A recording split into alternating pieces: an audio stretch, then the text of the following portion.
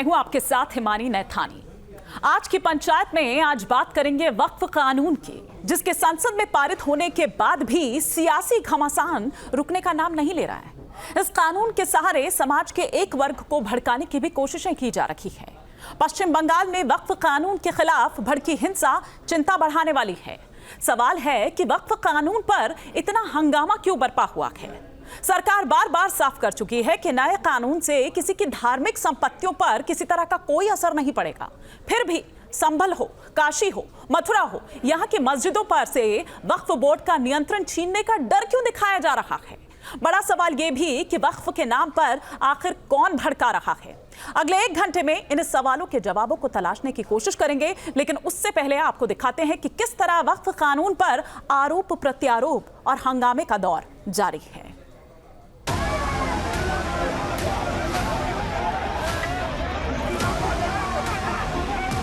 वक्फ के नाम पर कौन भड़का रहा है? वक्फ के नाम पर कौन गुमराह कर रहा है? वक्फ के नाम पर देश का माहौल कौन बिगाड़ना चाहता है? वक्फ के नाम पर लोगों को सड़कों पर कौन उतारना चाहता है? ये सवाल इसलिए क्योंकि वक्फ के नाम पर बंगाल में जो हिंसा हो रही है वो हैरान करने वाली है। वक्फ कानून के विरोध के नाम पर हिंदुओं को निशाना बनाया जा रहा है। समाज के 2 वर्गों को लड़ाया जा रहा है। विभाजन की खाई को पाटने की बजाय चौड़ा करने की साजिश रची जा रही है। पश्चिम बंगाल से जिस तरह की तस्वीरें सामने आ रही हैं, वो बेहद खौफनाक हैं, चिंता बढ़ाने वाली हैं और कई सवाल खड़े कर रही हैं। पश्चिम बंगाल के मुर्शिदाबाद में सबसे ज्यादा उबाल है। चिंता की बात यह है कि वक्फ कानून के विरोध में जो हिंसा का खेल खेला जा रहा है, उसकी जद में निर्दोष हिंदू हैं।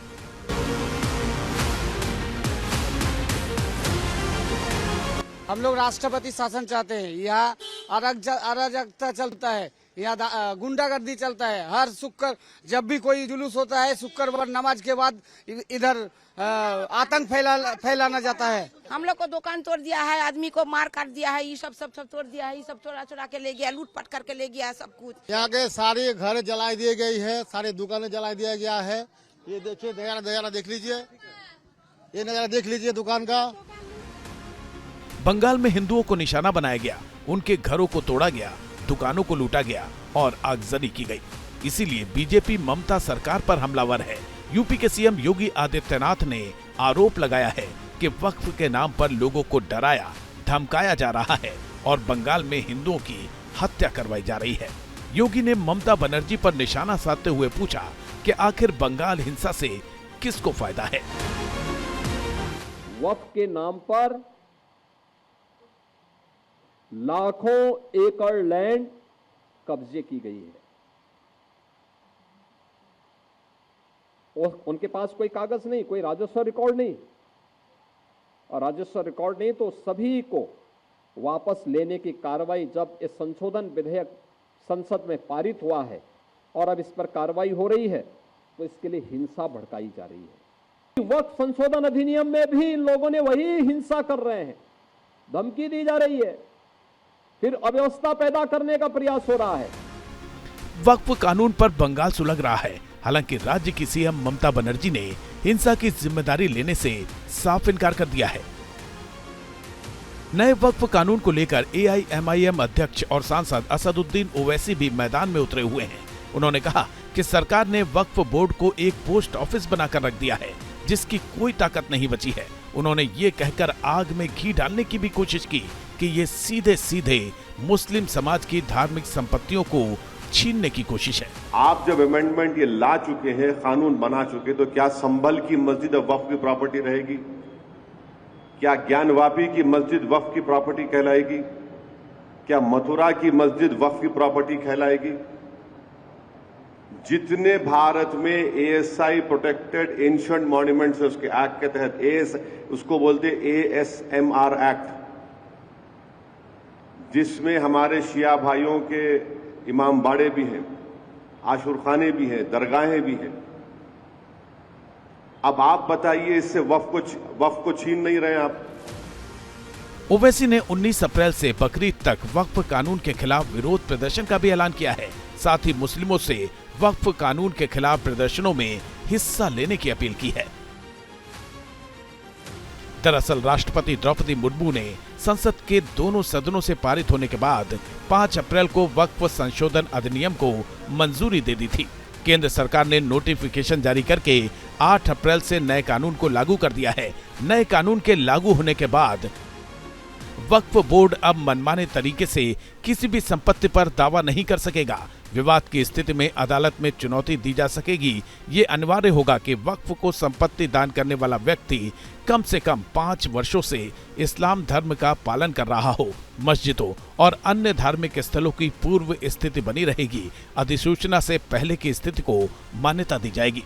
जमीन विवादों के निपटारे के लिए जिला मजिस्ट्रेट के अलावा अन्य अधिकारियों को भी अधिकार मिलेंगे, जिन्हें राज्य सरकार नामित करेगी।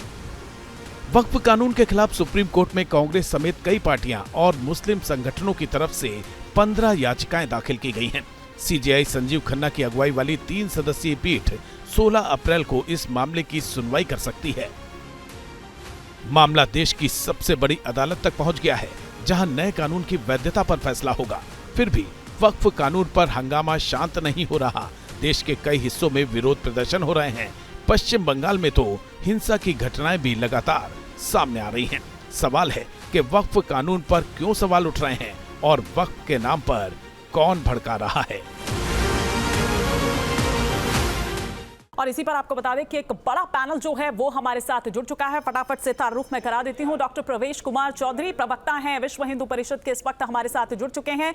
साथ ही साथ यहाँ स्टूडियो से हमारे साथ मौलाना साजिद रशीदी जी, इस वक्त चेयरमैन हैं AIAIA के, और मुमताज आलम रिजवी भी हमारे साथ जुड़ चुके हैं, मुस्लिम स्कॉलर हैं। इनके अलावा हमारे साथ सोफिया खान जो कि राजनीतिक विश्लेषक हैं, इस वक्त हमारे साथ जुड़ी हुई हैं। यास्मीन फारूकी जी सदस्य हैं all India Muslim personal law board की, हमारे साथ जुड़ चुके हैं। और इनके अलावा महंत राजू दास जी धर्मगुरु हैं, इस वक्त हमारे साथ जुड़े हुए हैं। लेकिन साजिद रशीदी जी, आपसे मैं इस चर्चा की शुरुआत करना चाहूंगी कि कानून अब बन चुका है, दोनों सदनों से पारित हो चुका है, कानून की शक्ल ले चुका है, फिर इतना हंगामा क्यों?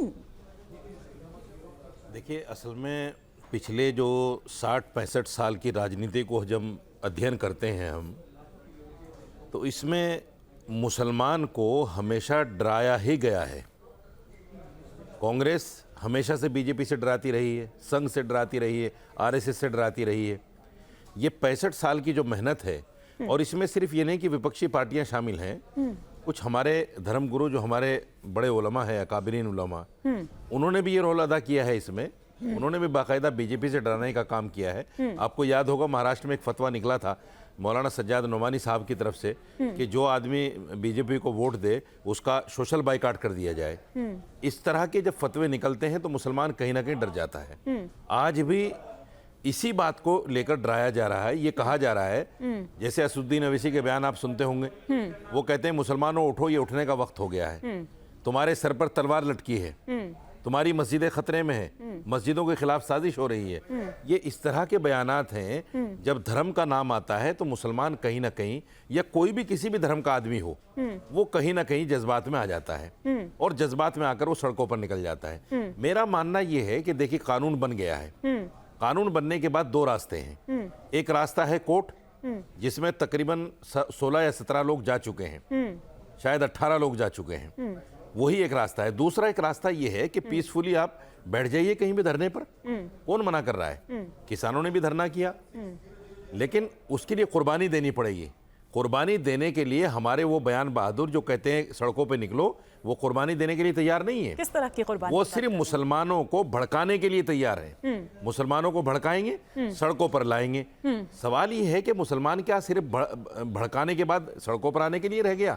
अरे इसको इतना स्पेस दो कि वो एजुकेशन के बारे में सोचे। यास्मीन जी, वो देश को आगे बढ़ाने के आप लोग भड़का रहे हैं। ये 7 जुलाई तक जो आपने वक्फ बचाओ अभियान जो छेड़ा हुआ है, आप दरअसल बरकरार रखे हैं, आप दरअसल डरा रखे हैं। जब कानून की शक्ल वो ले चुका है, कानून बन चुका है, फिर इतना हंगामा क्यों बढ़ पाया? वो कह रहे हैं कि क्यों सड़कों पर लेकर आ रहे हैं आप, उनको एजुकेट करिए। कोई नहीं भड़का रहा, किसी को गरज नहीं पड़ी। ये गलत को गलत कहना अगर गलत है तो फिर ठीक है, क्योंकि वो कानून गलत है। उसमें इतनी खामियां हैं, कोई इंतहा नहीं। देखिए, एहतजाज करना हमारा संवैधानिक अधिकार है और हम एहतजाज करके अपने जो अंदर का गुस्सा कह लीजिए या दर्द, बल्कि मैं तो गुस्सा भी नहीं कहती हूँ, एक अंदर की जो तकलीफ है हमारी कि आप गलत कर रहे हो हमारे साथ, वो सिर्फ हम सड़कों पे एहतजाज करके, हमारी पार्टी तो शुरू से एहतजाज कर रही है, बिल पास नहीं हुआ था उससे पहले से हम लोग बहुत खामोशी से एहतजाज कर रहे हैं। तो एहतजाज करना हमारा हक है, दिल दुख रहा है तो बोलेंगे भी। अगर आप उसमें पॉइंट पे आ जाएं, एक एक पॉइंट गिनवाते दीजिए, मैं उसकी खामियां आपको बतलाती जाऊंगी। आप कहेंगी मैं वैसे खामियां बता दूंगी आपको, क्योंकि इतने लोग खामियां बता चुके हैं फिर भी लोगों के समझ में नहीं आ रहा है। आप फरमाएंगी तो मैं खामियां बता दूंगी। नहीं बताइए ना, बिल्कुल, मैं वही तो आपसे जानना चाह रही हूँ, क्योंकि इसमें तकलीफ है, इसमें हमारे संविधान। जी जी जी जी जी फरमाएं, कहिए, आप अपनी बात कहिए। आप परेशान, आप क्या परेशानी है उनको आप गिनवा रहे थे, खामियां जो हैं उनको आप गिनवा रही थी।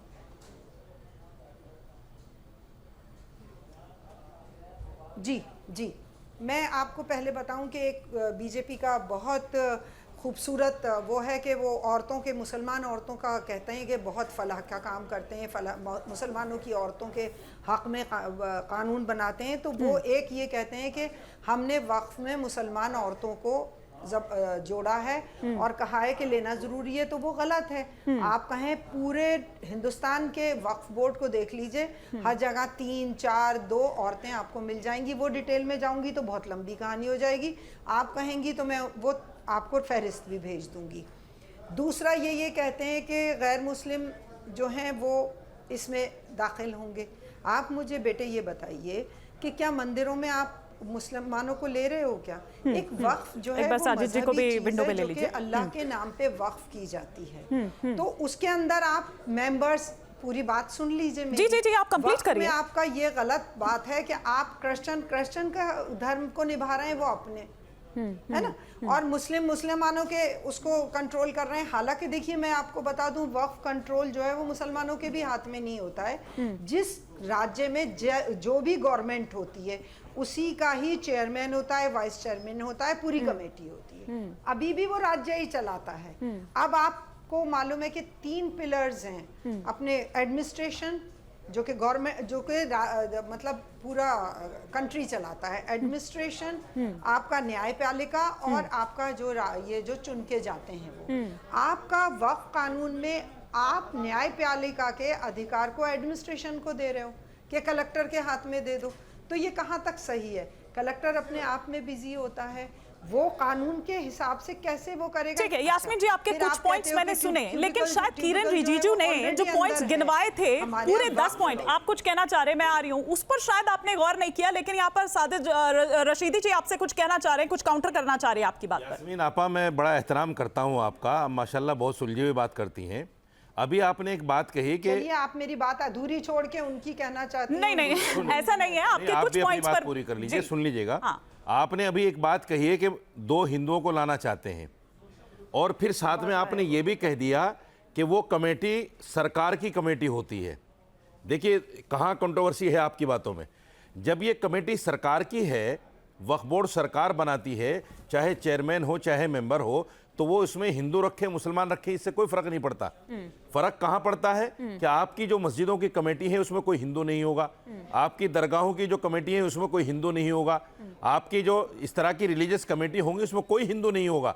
वक्फ बोर्ड की कमेटी, जब वक्फ बोर्ड है ही सरकार का इदारा, जब चलाती ही सरकार है उसको, तो उसमें हिंदू आए मुसलमान आए, एडमिनिस्ट्रेटर सुन लीजिए, एडमिनिस्ट्रेटर जो है हिंदू होता है, रेवेन्यू में सारे अफसर, बराबरी का दावा। यास्मीन आपा सुन तो लीजिए, रेवेन्यू में सारे अफसरान हिंदू होते हैं, ऊपर से लेकर जितने भी अफसर हैं सारे हिंदू हैं। कहाँ से हिंदुओं को निकालोगे आप? की बातें कर रहे हैं, कहाँ से हिंदुओं को निकालोगे आप? करो, मुझे ये बातें समझ में नहीं।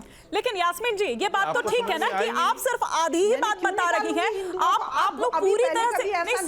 सुनिए ना, क्यों कहा जा रहा है कि बरगला रहे हैं, क्यों कहा जा रहा है कि क्योंकि बना रहे हो? नहीं, सुनिए ना, प्रजातांत्रिक तरीके से हुआ जो हुआ, कोई नहीं बरगला रहा। प्रजातांत्रिक तरीके से हुआ जो हुआ, ये तो आप मानेंगे ना, क्योंकि कई बार आप लोग कहते हैं कि तानाशाही कर रहे हैं और बीजेपी हिंदू मुसलमान करती है, इस तरह के तमाम जो आरोप हैं आप वो लगाते हैं। 288 जो वोट है वो उसके पक्ष में पड़ते हैं, 232 जो वोट है जो इख्तिदार में होता है वो दादागिरी करता है। हाँ, 296 पक्ष में है। इख्तिदार का फायदा, हाँ, नहीं, इख्तिदार का फायदा, क्योंकि आप इख्तिदार में हो इसलिए आप किसी को भी कुचल के आगे बढ़ जाओगे। पर इसमें कुचलने जैसा क्या है? मैं आपसे यहाँ पर मुमताज जी समझना चाहूंगी, क्या एक बार फिर से इसके जरिए एक वो सीए वाला माहौल तैयार किया जा रहा है क्या यहाँ पर? क्या सीए बनाने की तैयारियां यहाँ पर वक्फ को भी? देखिए हिमानी जी, बहुत बहुत शुक्रिया आपका। सीए हो या वक्फ का मामला हो या किसानों का मामला हो या जाटों ने जो आंदोलन किया था रिजर्वेशन का मामला हो, ये तमाम ऐसे मामले हैं जो डेमोक्रेसी का हिस्सा हैं। डेमोक्रेसी में इस बात की इजाज़त है, मैं तशद्दुद को पसंद नहीं करता, तोड़फोड़ को पसंद नहीं करता, लेकिन डेमोक्रेसी में आवाज़ न उठाई जाए और अपनी बात न कही जाए, मैं नहीं समझता कि डेमोक्रेसी के लिए अच्छा है। बिल्कुल उठानी चाहिए। किसानों से भी यही कहा गया था, 17 मीटिंगें हुई थी मानी जी, आपको याद होगा, कृषि मंत्री के साथ किसानों की, लेकिन सरकार समझा नहीं सकी कि इसमें अच्छा क्या है। बस बताती थी अच्छा बहुत है, बहुत फायदेमंद है, और जो बड़े बड़े धन्ना सेठ थे उनके स्टोरेज बन रहे थे, किसान सब समझ रहे थे कि हम उनके साथ क्या हो रहा है। वही चीज यहाँ पे है, बिल्कुल वही चीज है। हमारी जमीन लेने की कोशिश की जा रही है, जो औकाफ है बड़े बड़े, हाँ, उसको हड़पने की कोशिश की जा रही है। और सबसे देखिए असल बात ये नहीं है कि उसमें दो हिंदू क्यों आ गए, ये सब उलझाया जा रहा है। ये मसला ही नहीं है। मसला ये है कि सरकार जिन औकाफ पर काबिज है वो सरकार जमीन हमें देगी कि नहीं देगी, वक्फ की जमीन को वापस करेगी कि नहीं करेगी, इस पे कोई बहस नहीं कर रहा है। असल इशू ये है।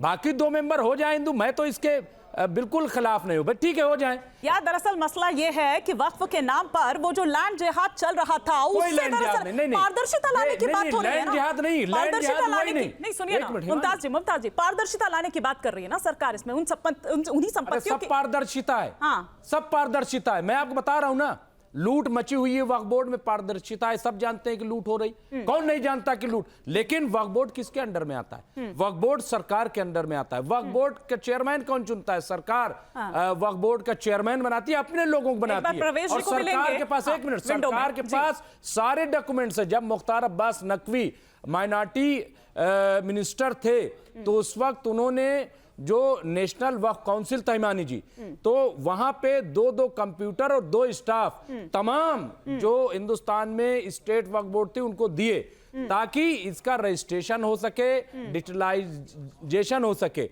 और वो काम हुआ। और मैं तो यकीन के साथ कहता हूं कि अगर आज मुख्तार अब्बास नकवी मिनिस्टर होते तो जितनी यहाँ पे अफरा तफरी हो गई, जितना बवाल मच गया, कुछ ना होता और सही माने में सही कदम उठाया जाता। अब प्रवेश जी को मैं एक बार इस चर्चा में लाना चाहूंगी, और आपने सुना यहाँ पर, आपने तीनों पैनलिस्ट की आपने यहाँ पर बात सुनी। चौधरी जी, मैं आपसे समझना चाहूंगी, क्योंकि देखिए उधर ओवैसी भी कह रहे हैं कि ये दरअसल मुसलमानों के खिलाफ एक ऐलान जंग जो है ये वो हो गया। अभी आपने यास्मीन जी को सुना कि किस तरह से उनकी जो जमीनें हैं उनको हड़पने की यहाँ पर कोशिश है, और वो देखिए उसको किस तरह से जोड़ा जा रहा है, उसको धर्म से किस तरह से जोड़ा जा रहा है कि उनकी दरगाह हो, उनकी मस्जिदें हो, उनके इमाम बाड़े हो, उनको कंट्रोल में लेने की कोशिश है, जबकि ये मामला धार्मिक आस्था से जुड़ा है ही नहीं, लेकिन उसमें उसका पुट दिया जा रहा है। हिमानी जी, ये सच्चाई है कि वक्फ का कोई लेना देना नहीं है रिलीजन के मामले से। जो मुतव्विल है और जो दरगाह का या जो उसका मैनेजमेंट है वो रिलीजियस है, वो मजहबी रहेगा, उसमें कोई दिक्कत नहीं है। लेकिन जो काउंसिल है, बोर्ड है, अगर उनके अंदर कोई और भी समाज के लोग आ जाएं तो उसमें कोई दिक्कत नहीं होनी चाहिए। और ऐसा हिंदू समाज के बहुत सारे बड़े बड़े मंदिरों के अंदर ऐसा हुआ है, उसके मैनेजमेंट में लोग आए जो सरकार के द्वारा चीजें, तो क्योंकि वक्फ तो सरकार भी देखती है, लैंड के मैनेजमेंट का इशू है और जमीनों के प्रबंधन का विषय है ये। इसको एकदम बिल्कुल मुस्लिम समाज मुझे सुन रहा है, उसको सुन ले, समझ ले, इससे कोई लेना देना नहीं रिलीजन का। आप जैसे इबादत करते हैं, जहां इबादत करते हैं, उनको कोई छेड़ नहीं रहा, कोई छेड़ेगा भी नहीं उनको। लेकिन जिन जमीनों को दिया गया किस काम के लिए था, उन पर वो यूज नहीं हो रहा, उस पर बड़े बड़े मॉल बने हुए हैं, लिस्ट लिए घूम रहे हैं। ठीक है, एक एक करके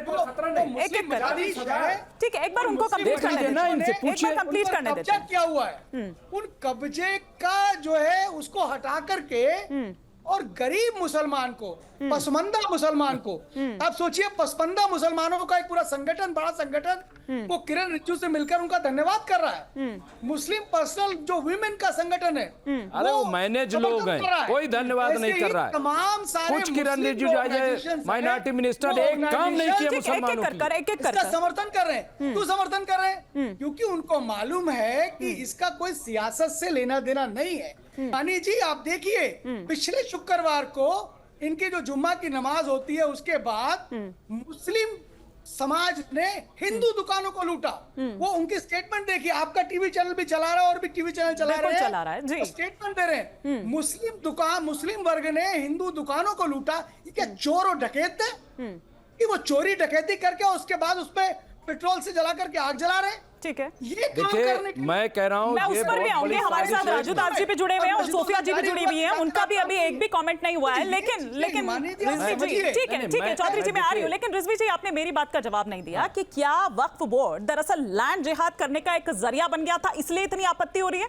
मैं वामसी पोर्टल का यहाँ पर एक एग्जाम्पल आपको देना चाहूंगी, जो उनके द्वारा, देखिए क्या था वामसी पोर्टल में, क्या लिखा गया है कि वक्फ बोर्ड की जमीनों पर कुल 58,898 अतिक्रमण के मामले सामने आए हैं। ठीक है, इसके बाद वक्फ से संबंधित ट्रिब्यूनल में कुल 19,207 मुकदमे चल रहे हैं, जिसमें जमीन हड़पने और अतिक्रमण को मिलाकर कुल 6,560 मामले चल रहे हैं। ये तो काफी लंबी है फेरिस्त, लेकिन ये पॉइंट आउट मैं यहां पर करना चाह रही हूं और इसीलिए कह रही थी कि दरअसल क्या ये एक लैंड जिहाद का जरिया बने? एक मिनट मानी जी, कोई लैंड जिहाद नहीं है, ये वामसी पोर्टल हर चीज को, अरे कुछ नहीं। देखिए मैं आपको बता रहा हूं, हमारी एक मिसाल छोटी सी आप दिल्ली की देख लीजिए। दिल्ली में 123 प्रॉपर्टी जो वक्फ की थी, 1984 से मुकदमा चल रहा है, आज तक वो जमीन नहीं मिल पाई। कह रहे हैं कि जिस पे हाथ रख दीजिए वक्फ बोर्ड जमीन, लेकिन हमारी जो अपनी जमीन है, और सुनिए हिमानी जी, कौन सी जमीन है जिस पे कब्रिस्तान है, जिस पे मस्जिदें हैं, जिस पे दरगाहें, आज तक ये नहीं मिल पाई। लेकिन ये कह रहे हैं साहब जिस पे हाथ रख देते हैं वो वक्फ बोर्ड की हो जाती। अरे कहां से हो जाती है? सरकारों ने हमारी जमीनों पे ओबराय होटल बना हुआ है, आप बताइए इस तरीके के न जाने। और मैं आपको बताऊं, आपको हैरानी होगी, और साजिद रशीदी साहब बैठे हैं, आपको बता दूं, जो फिरोज शाह रोड पे जहां पे नृत्य कला एकेडमी बनी, पता कर लीजिएगा, फिरोज शाही मस्जिद पर 1958 में वहां पे बुनियाद रखी गई, मस्जिद को तोड़ करके। जा करके देख लीजिए, उस वक्त बीजेपी नहीं थी, कांग्रेस सरकार थी। कांग्रेस को जिम्मेदार मैं बता रहा हूं, जमीयत उलमा हिंद गई वहां पे मौलाना आजाद को लेकर के पंडित जी के पास, पंडित जवाहरलाल नेहरू के पास, और उन्होंने कह दिया कि साहब अगर ऐसा करोगे तो फिर दिल्ली बस चुकी, ये कह के उन्हें वापस कर। रशीद जी क्विक रिएक्शन, फिर मैं सोफिया जी और राजू दास जी का रुख करूं। ठीक है, तो स्टोरियां की है। हाँ। अभी भी मैं एज ए जर्नलिस्ट, ये जानते हैं साजिद साहब, हाँ। मैंने तकरीबन 56 उन मस्जिदों पे काम किया दिल्ली में जिसपे ताले आज भी लगे हुए हैं। ठीक है, रशीदी जी कुछ कह रहे हैं, रशीदी जी कुछ कह रहे हैं। और रशीदी जी, वो लालू प्रसाद यादव के वो 2010 का जो वीडियो वायरल हो रहा है ना, वो संसद में जो उन्होंने कहा था, जरा उसका भी से बोलिएगा। मुमताज भाई, मैं ईमानदारी, सुनिए मैं ईमानदारी से बोल रहा हूँ। आपने भी मस्जिदों का सर्वे किया है उसमें, और रिपोर्टें भी बनाई हैं। मैं एक चीज बताना चाहता हूँ आपसे, दिल्ली के अंदर 250 बीघा जमीन ऐसी है, 250 बीघा, वो अलग अलग प्रॉपर्टी है, कोई 13 बीघे, कोई 11 बीघे, कोई 15 बीघे, कोई 9 बीघे। ये 250 बीघा जमीन कांग्रेस सरकार ने अपनी सरकार रहते हुए वक्फ बोर्ड की छीनी है। आप उस वक्त क्यों नहीं बोले भाई? ठीक बात है, पर्सनल बोर्ड उस वक्त कहां चला गया? जमीन तो लमा उस वक्त नहीं। अरे भाई आपके लिखने से नहीं होता कुछ भी। ये तंजीमें कहां थी उस वक्त? 250 बीघे जमीन मामूली नहीं होती। ठीक है, चलिए ये चर्चा हम यहाँ पर मैं आऊंगी, लौटूंगी वापस, चर्चा हमारी ये जारी रहेगी, लेकिन एक ब्रेक के लिए मुझे यहाँ पर रुकना होगा और ब्रेक के बाद भी ये खास पेशकश लगातार जारी है। आज की पंचायत में हम वक्फ बिल पर छिड़े घमासान की चर्चा कर रहे हैं। सवाल है कि आखिर वक्फ के नाम पर कौन भड़का रहा है? ये सवाल इसलिए क्योंकि संसद से वक्फ संशोधन बिल पारित होने और उसे राष्ट्रपति की मंजूरी मिलने के बाद भी बंगाल में हिंसा रुकने का नाम नहीं ले रही है। अपनी चर्चा को आगे बढ़ाएं, उससे पहले आपको दिखाते हैं कि वक्फ कानून पर किस तरह बंगाल सुलग रहा है।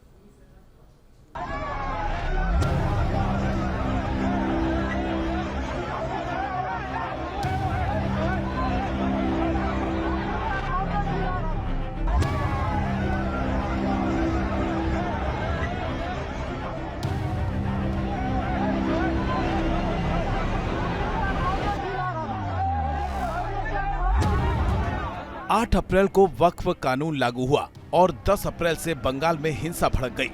तब से बंगाल लगातार हिंसा की आग में सुलग रहा है।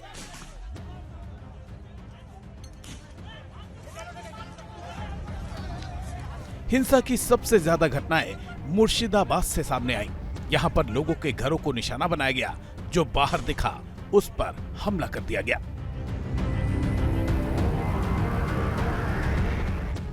हिंसा पर उतारू भीड़ ने दुकानों में लूटपाट की, गाड़ियों में तोड़फोड़ की और आगजनी की। वक्फ कानून के खिलाफ भड़के दंगों में 3 लोगों की मौत हो गई, जबकि 35 से ज्यादा पुलिस वाले जख्मी हुए हैं। न्यूज नेशन की टीम ने मुर्शिदाबाद के हिंसा प्रभावित इलाकों का दौरा किया। इस दौरान जो तस्वीरें दिखी वो बता रही हैं कि 2 दिनों में किस तरह हिंसा का नंगा नाच किया गया।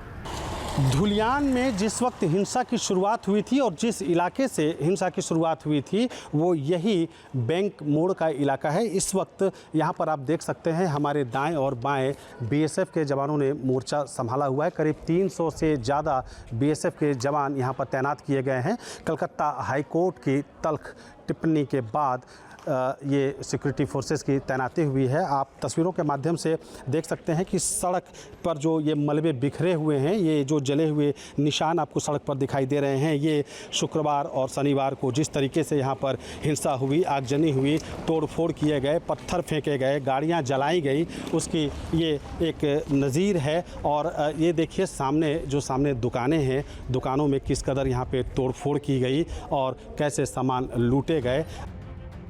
स्थानीय लोगों के मुताबिक हिंदुओं पर चुन चुन कर हमले किए गए। चश्मदीदों का कहना है कि 5000 से 10,000 की भीड़ ने नारेबाजी की और हिंसा शुरू कर दी। इस दौरान कई दुकानों में तोड़फोड़ की गई, यहाँ तक कि महिलाओं और बच्चियों तक को धमकाया गया। क्या हुआ था उस दिन? उस दिन यहाँ के लोकल मुसलमानों ने प्रोसेसन निकाला था वक्फ बोर्ड के खिलाफ में। उसके बाद प्रोसेसन जाने के बाद कुछ मुसलमान आए, जो यहाँ आगे कुछ एक हिंदू मंदिर है, दुर्गा मंदिर है, उसको तोड़ फोड़ किया वहाँ पे। क्या हुआ था उस दिन? कल भी हुआ। बहुत मैंने और दंगल में 4 गांव से घेर लिया। ऐसे वहीं घर द्वार सबको पूरा दिया, जिनिस पत्र सब। चश्मदीदों के मुताबिक प्रदर्शन के दौरान कई मंदिरों में भी तोड़फोड़ की गई। न्यूज नेशन की टीम जब ग्राउंड जीरो पर पहुंची तो कई मंदिरों में तोड़फोड़ की तस्वीरें नजर आईं। आपको हम दिखाते हैं, ये देखिए इस गांव का ये एक मंदिर है और जिस वक्त वो घटना घटी, मंदिर में कीर्तन हो रहा था, उन्होंने मंदिरों को भी निशाना बनाया और मंदिर में यहाँ पर जो मूर्ति है, मूर्तियों को तोड़ा, मंदिर को तोड़ा। ये देखिए यहाँ पर जो भजन कीर्तन के लिए सामान रखे थे उन्हें भी, उनके साथ भी उन्होंने छेड़छाड़ की है, उन्हें भी तोड़ा है।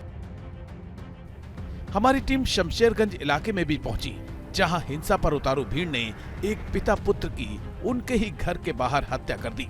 यहां आज भी उस काली रात की भयानक यादें मौजूद दिखी।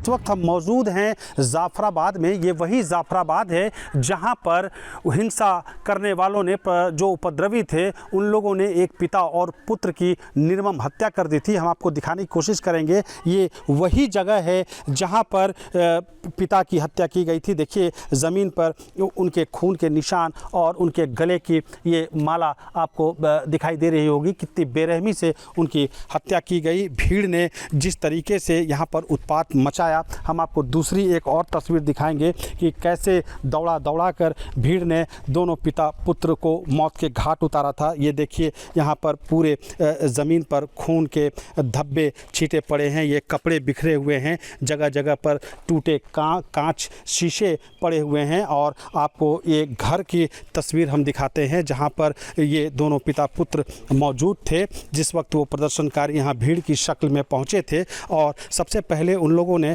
घर पर हमला बोला। देखिए ये यहाँ पर खून के धब्बे यहाँ आपको दिखाई देंगे, जगह जगह ईंट पत्थर यहाँ पर फेंके गए। पहले उनके घरों में ईंट पत्थर से हमला किया गया, उसके बाद घर को आग लगाने की कोशिश की गई और घर में जो पिता पुत्र मौजूद थे उन्हें खींचकर बाहर निकाला गया और बाहर निकालने के बाद फिर उन्हें बेरहमी से उनका कत्ल कर दिया गया। चश्मदीदों के मुताबिक इस हिंसा का मकसद डर का राज कायम करके इलाके को हिंदू विहीन इलाका बनाना है। भाई साहब, क्या हुआ था? ये जो यहाँ पर है पिता पुत्र की हत्या जो की गई, इसके पीछे कुछ और भी वजह थी या जो भीड़ जो थी वो आकर अचानक उसने हमला किया? भीड़ कोई रुकावट नहीं चाहती है। ये भीड़ चाहती है जो इस क्षेत्र में गजबाए हिंद लाके इस क्षेत्र को हिंदू विहीन किया जाए। कोई भी अगर हिंदू इनके दंगा के खिलाफ अगर आवाज़ उठाता है तो उसको चुप करा दिया जाएगा, कभी लाठी से कभी तलवार से। इससे आगे क्या बोले हम। सौ के झुंड में हजारों आदमी आए हैं यहाँ पे। घर को जलाया गया है, घर तोड़ा गया है, माँ बच्चा किसी तरह से बच गए हैं। जब बाप बेटे को घर से निकाला गया वो लोग दरवाजा बंद कर लिए, नहीं तो वो भी चले जाते साथ में। चश्मदीदों के मुताबिक इस हिंसा में स्थानीय लोगों के साथ साथ बाहरी लोग भी शामिल थे। लोगों की माने तो हिंसा सुनियोजित थी, क्योंकि प्रदर्शनकारी हाथों में पत्थर, कटार, तलवार और फरसा लेकर आए थे। सब पासे का लोग ऐसे मुसलमान ऐसे भांगचूर करे छे, बम चलल छे, मेरे छे, मंदिर तंदिर भेंगे छे। बांग्लादेशेर मतन करबो ओवर दिका টান করে পুরাবো সব কেটে বেন। হ্যাঁ, कितने लोग आए? শনিবার অনেকজন এসেছিল, হামলা করেছে। একবারে এসে বাড়ি ঘরের উপরে, মন্দিরের উপরে প্রচুর অত্যাচার। বাড়ি ঘরে মারছে, ভাড় মারি, সাপ বল, এরকম বড় বড় হাঁসা ছেনি নিয়ে আসছে। जी बिल्कुल, ये बता रहे हैं कि ये शनिवार के दिन यानी कि शुक्रवार को जब हिंसा हुई उसके बाद फिर शनिवार को लोग घर से बाहर निकले, हाथ में कटार, हथियार और फरसा लेकर निकले थे और वो इन इलाकों में जितने मकान थे उनको निशाना बनाना उन्होंने शुरू किया। मुर्शिदाबाद के हिंसा प्रभावित इलाकों में अब भी खौफ का साया है। स्थानीय लोगों को सुरक्षा बलों के जाने के बाद हिंसा होने का डर सता रहा है।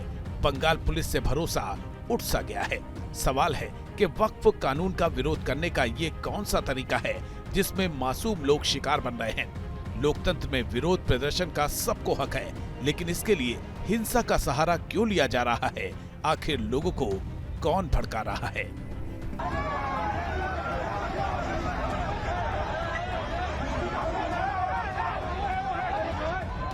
सोफिया जी, पहले तो एक अपडेट भी मैं आप ही से चाह लेती हूँ कि अभी वहां पर क्या स्थिति बनी हुई है, अभी आप वहां पर क्या देख रही हैं? जो आरोप प्रत्यारोप है उसके बारे में मैं बाद में बात करूंगी।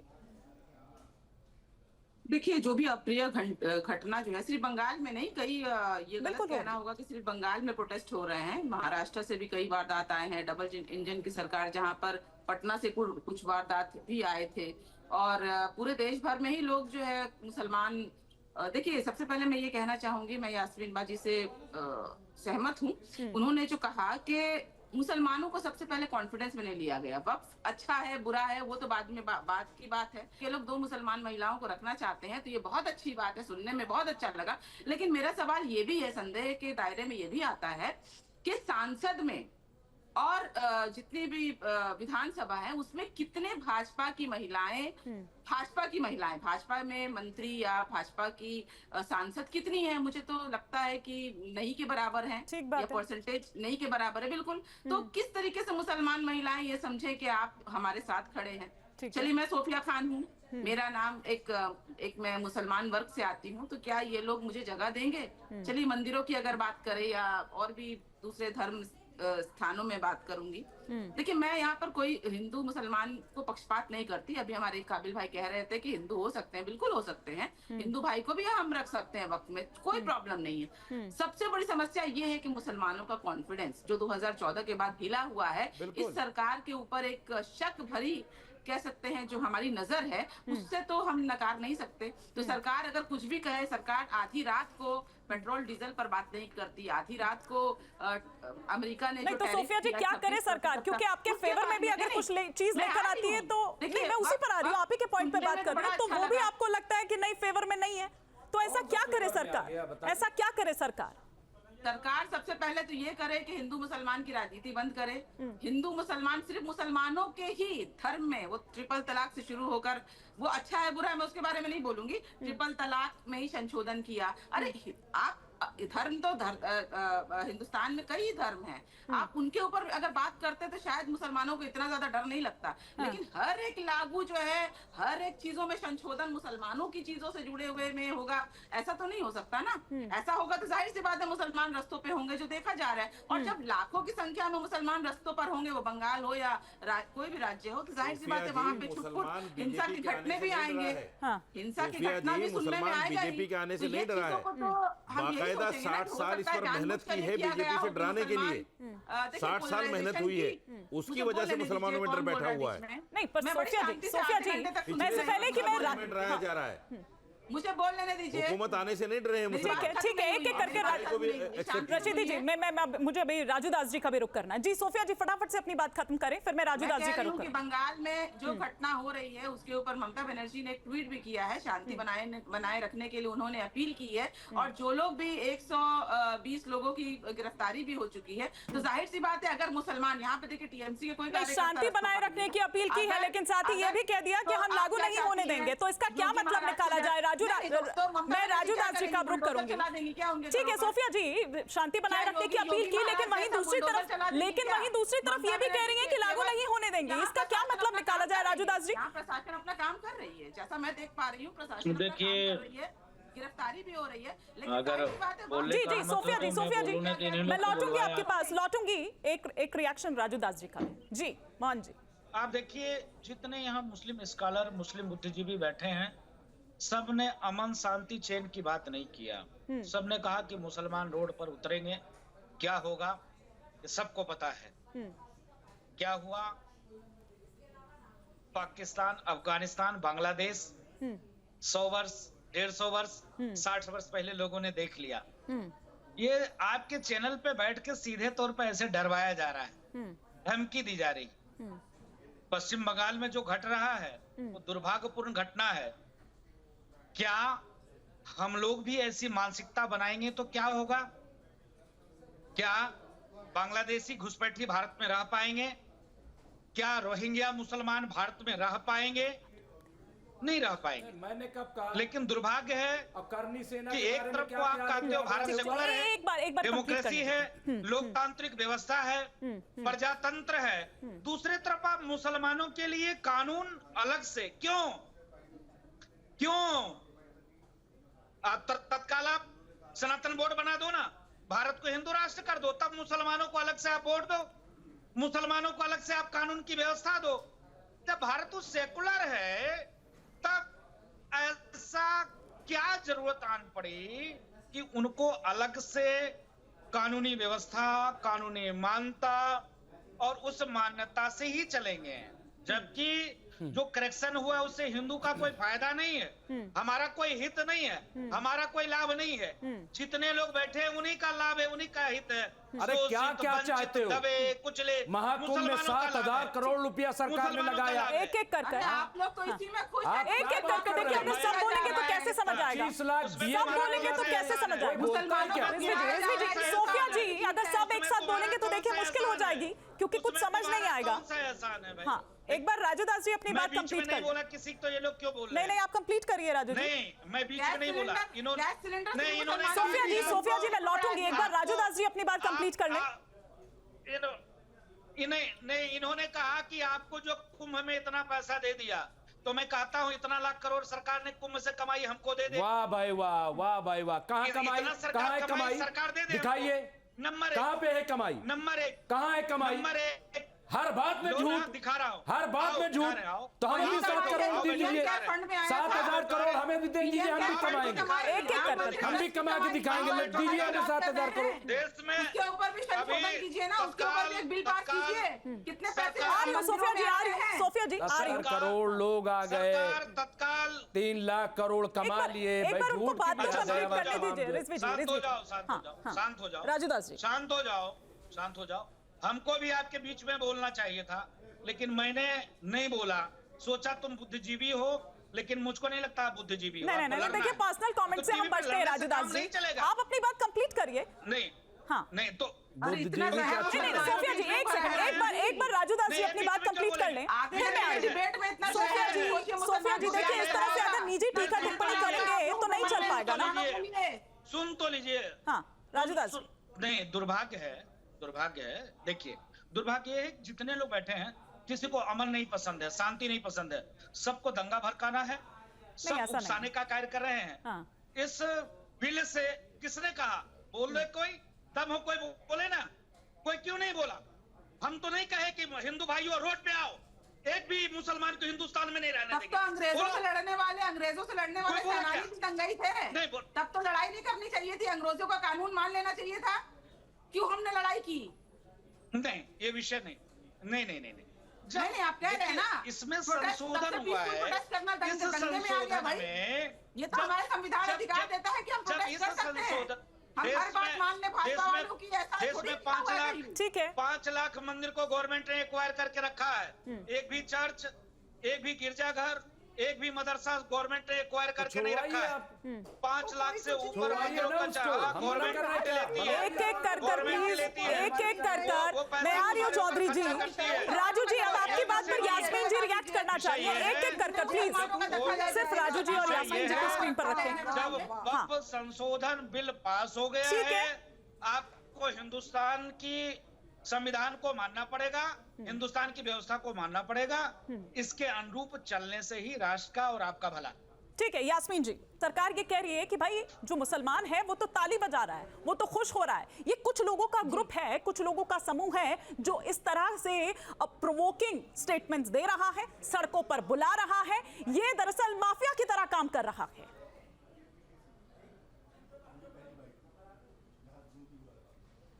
बिल्कुल झूठ है, बिल्कुल गलत बात है। ये दिल की तकलीफ है जो बाहर निकल के आ रही है। जो इतना हुजूम सड़कों पे आ रहा है, क्या वो लोगों को कहने से आ रहा है?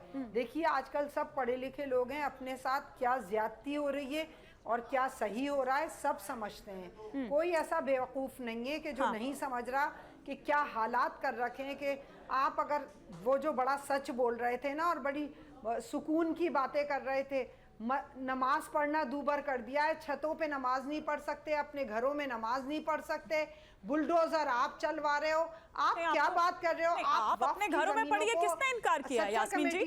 किसने इनकार किया? और देखिए वक्फ को भी, मैं वही तो कह रही हूँ कि वक्फ को भी धार्मिक आस्था से जोड़ दिया जा रहा है। आपको नहीं पता घरों में किसने मना किया? आप घरों में करिए ना, किसने मना किया? दिल्ली में घर में पढ़ते हुए तरावियों को उठा के बंद किया था।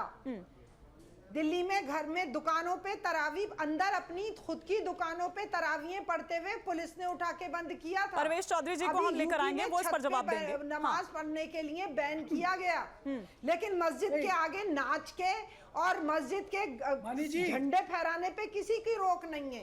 वो वहां आके नाच भी सकते हैं, गालियां भी दे सकते हैं और खड़े होके झंडे भी फहरा सकते हैं। हाँ, वक्फ बोर्ड की आड़ में गवर्नमेंट का इरादा हमारी जमीन, मुझे लगता है यास्मीन जी, जो अभी मैं ज्यादा दूर ना जाऊं और अगर बंगाल की ही बात करूं, वैसे तो कई जगहों से आ रही है तस्वीरें। लखनऊ से भी देखिए इस तरह की तस्वीर निकलकर सामने आई कि भाई अगर आपको सरकार से कोई दिक्कत है, आपको इस कानून से कोई दिक्कत है, तो आप इसके खिलाफ कुछ कहते हैं। एक सिस्टम है ना, एक सिस्टम है, आप उस पर कुछ कहिए। या वहां पर धार्मिक नारे क्यों लग रहे हैं? मैं आपसे ये भी समझना चाहूंगी। मेरे को लगता है कि आपने तस्वीरें नहीं देखी है जो निकलकर सामने आई है, चाहे बंगाल हो चाहे उत्तर प्रदेश हो। क्योंकि वक्फ का नहीं, पर उसमें धार्मिक आस्था कहां से आ जाती है? उसमें धार्मिक नारे लगाने की क्या जरूरत है? जो है वो धर्म से है। वक्फ का रिलेशन, आप मेरी बात सुन लीजिए, वक्फ का रिलेशन धर्म नहीं है बिल्कुल भी। क्योंकि वो वक्फ जो है वो चीज अल्लाह के नाम की जाती है, कि अल्लाह के नाम। इससे पहले चौधरी जी मैं आपका रुख करूं, मैं रशीदी जी से। रशीदी जी, क्या वाकई धार्मिक आस्था से जुड़ा ये मामला है या सिर्फ ये वक्त संपत्तियों में पारदर्शिता लाने का ये मामला है? ये भ्रम फैलाने वाली स्थिति नहीं है। सुनिए मैं बताता हूँ। ये वक्फ जो है, वक्फ अल्लाह है, धर्म से मामला है, इसमें कोई दो राय नहीं है। लेकिन एक चीज समझिए, सारी धर्म की चीजों को लेकर सड़कों पर निकलना भी तो जायज नहीं है।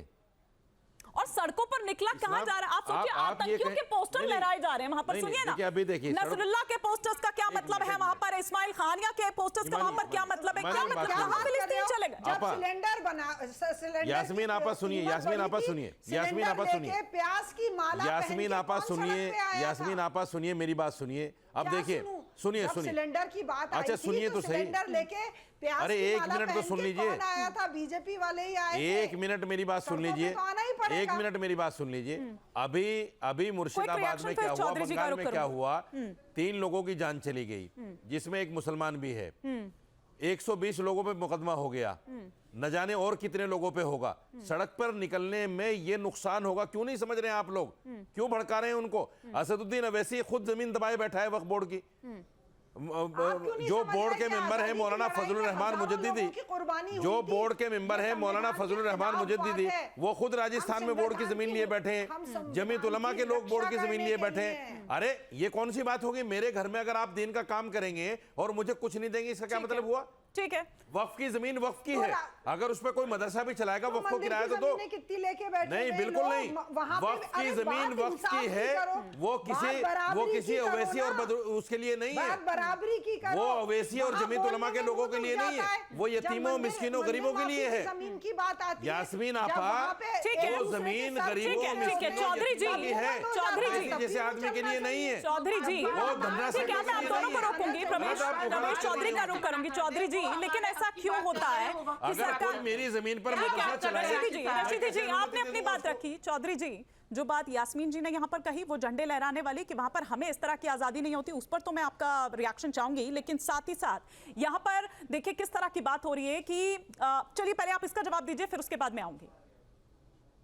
नहीं, झंडे हमने तो हमेशा तिरंगे का सम्मान किया, संविधान का सम्मान किया, और आजादी वो की ये लड़ाई कह रहे में हैं कि जिस RSS तरह से बड़ी शोभा भूमिका यात्राएं रही है। निकाली जाती है उसमें जिस तरह की आजादी होती है, उस तरह की आजादी हमें नहीं है। वो कह रही है कि हमें अपने घर पे बैठकर नमाज अता तक नहीं हम कर सकते हैं, नमाज तक नहीं पढ़ सकते ऐसा हम अपने घर पे नहीं हिमानी जी। और दूसरी चीज जो उन्होंने छत की बात कही, सड़क की बात कही, ये तो खुद ही जानती हैं कि इस्लाम में छत पर नमाज पढ़ना और सड़क पे नमाज पढ़ना भी जायज नहीं है। अब इस्लाम को भी आप ही बताओगे यार, समस्या क्या है? मुझे लगता है कि किसी दूसरे के धर्म को लेकर, एक दूसरे के धर्म को लेकर टिक्का टिप्पणी से बचते हैं हम। चौधरी जी, इस्लाम पर बात कर रहे हैं, बैठे तो हैं, एक दूसरे के धर्म को, एक दूसरे के धर्म पर टिक्का टिप्पणी करने से बचते हैं हम, उस पर रहते हैं जो आरोप उन्होंने लगाया।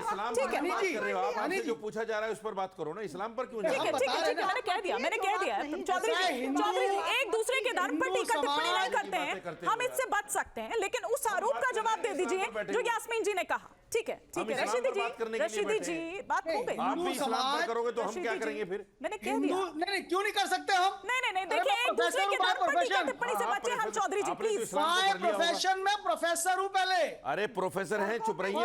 किस मुद्दे पर बात करने के लिए चौधरी जी ये कहाँ पर छत पे नमाज नहीं पढ़ सकते? ठीक है, ये कहाँ पढ़ लिया आपने कि छत पे नमाज नहीं पढ़ सकते? कहाँ पढ़ लिया आपने? कौन सी किताब में पढ़ लिया? नहीं है उसके अंदर। देखिए एक दूसरे के धर्म पर टीका टिप्पणी करने से हम बचे तो बेहतर होगा। जिस पर बात हो रही है रशीदी जी, बात हो रही है ना, मैं बात कर रही हूँ। इनसे पूछो किसी ने। चौधरी जी, सवाल मेरा ये था, एक वो जिस पर आपने जवाब नहीं दिया, जिस पर आपने जवाब नहीं दिया जो यास्मीन जी कह रही थी। दूसरा ये कि ऐसा क्यों होता है, अभी वो किसान आंदोलन की यहाँ पर बात कर रहे थे, राय मांगी गई थी, इस पर भी राय मांगी गई थी। क्यों आखिर ऐसा होता है कि इस तरह की स्थिति उत्पन्न हो जाती है, लोग सड़क पर उतरते हैं? आप समझा नहीं पाए उस तरह से? आप तो एक जागरूकता अभियान भी चला रहे थे, आपने तो वो सौगातें मोदी किट भी दी थी, फिर क्या हुआ? हिमानी जी, 1 करोड़ से ज्यादा सुझाव आए थे, 25 घंटे से ज्यादा चर्चा हुई राज्यसभा लोकसभा दोनों में। हुई है ना चर्चा, जेपीसी बनाया गया, उसके अंदर सारे लोगों ने अपने सजेशन दिए। लेकिन लोगों तक क्यों नहीं पहुंच पाता है वो मैसेज क्यों नहीं पहुंच पाता है? फिर वो चाहे किसान आंदोलन का खुद यहाँ पर जिक्र उन्होंने किया हो या फिर कानून की बात। प्रॉब्लम ये है कि इन्होंने विश्वास नहीं करना, पेपर्स दिए गए, इसको रिलीजियस मामला इन्होंने बना रखा है, ये रिलीजन के साथ जुड़ा हुआ है। अरे वक्फ किसी ने वक्फ कर दी, वो अल्लाह की संपत्ति हो गई, अब उसका मैनेजमेंट शुरू होगा ना। आप तो किसी ने वक्फ कर दी, वो अब अल्लाह की संपत्ति है, अब उसका मैनेजमेंट करे ना आप ठीक से मैंने 5% से ज्यादा जमीन नहीं है, जहाँ जगह है, जिसमें मस्जिदें हैं, जिसमें शमशान घाट है, 5% से ज्यादा नहीं है। गवर्नमेंट के ऊपर देश के गृह मंत्री ने ये पूरा जवाब दिया है। आपको समझ ही नहीं आ रहा। अरे 5% की जमीन कमेटी की रिपोर्ट पढ़ लीजिए, मेरी मत मानिए। ठीक है, सच्चर कमेटी की रिपोर्ट एक एक क्विक रिएक्शन महंत राजू दास जी का भी मैं चाहूंगी और सोफिया जी का। ठीक है, महंत राजू दास जी वो ये कह रहे हैं कि वापस अगर नहीं लिया तो 1985 की तरह होगा। वो 1985 की याद दिला रहे, शाबानो का मामला। नहीं, देखिए दुर्भाग्यपूर्ण है, ऐसे बयान किसी को भी नहीं देना चाहिए, क्योंकि दोनों सदनों में पास हो गया, राष्ट्रपति की हस्ताक्षर हो चुके हैं, तमाम ऐसे कानून बने हैं जो हमारे अनुकूल नहीं है, फिर भी हम लोग मान रहे हैं, स्वीकार कर रहे हैं। हर व्यक्ति मानता है भारत में रहना है तो संविधान को मानना पड़ेगा, संविधान का रूप हमको चलना पड़ेगा। हम खूब भड़का लें, भड़काने से क्या स्थिति है आप देख सकते हो। हिंदू भी मरेगा, मुसलमान भी मरेगा, उनका भी नुकसान होगा, इधर भी नुकसान होगा, लेकिन देश का क्या भला होगा? ये इससे तो काम नहीं चलेगा। हिंदू मरेगा ना, विषय है कि जब ये आप बिला वजह बातें मत कीजिए। अभी कोई क्या नहीं हुआ? मरेगा, क्या हुआ? अभी कोई नहीं मरेगा। किसानों ने आंदोलन किया, कानून बना था, बाद में सरकार ने घुटने टेके, अपनी गलती मानी और अपने 3 कृषि कानून वापस। देखिए, मैंने 1985 का शाबानो केस का उस गुजारे भत्ते का जिक्र यहाँ पर इसलिए किया था। मैं आप दोनों को माफी के साथ रोक रही हूँ, दोनों को माफी के साथ रोक रही हूँ, क्योंकि हम मुद्दे से बहुत ज्यादा भटक रहे हैं और बार बार भटक रहे हैं। हिंदू कहाँ से आ गया? सुनिए ना, हम मुद्दे से भटक रहे हैं और बार बार भटक रहे हैं, लेकिन मैंने 1985 का, मेरे पास समय नहीं है सर, 1985 का शाबानो केस का इसलिए यहाँ पर जिक्र किया था कि दरअसल किस तरह से सुप्रीम कोर्ट के फैसले को गैर इस्लामिक बताया गया और एक पूरा माहौल बनाया गया और किस तरह से उस फैसले को बदल डाला गया। एक बार फिर से वही कोशिश हो रही है, क्योंकि ये कहा जा रहा है कि अगर नहीं वापस लिया तो फिर 1985 जैसा हाल होगा। मैं बहुत माफी के साथ आप सभी को यहां पर रोक रही हूं, समय इतनी इजाजत दे रहा है। बहुत शुक्रिया हमारे साथ जुड़ने के लिए। वक्त यहां पर एक ब्रेक का है, लेकिन खबरों का सफर लगातार जारी है।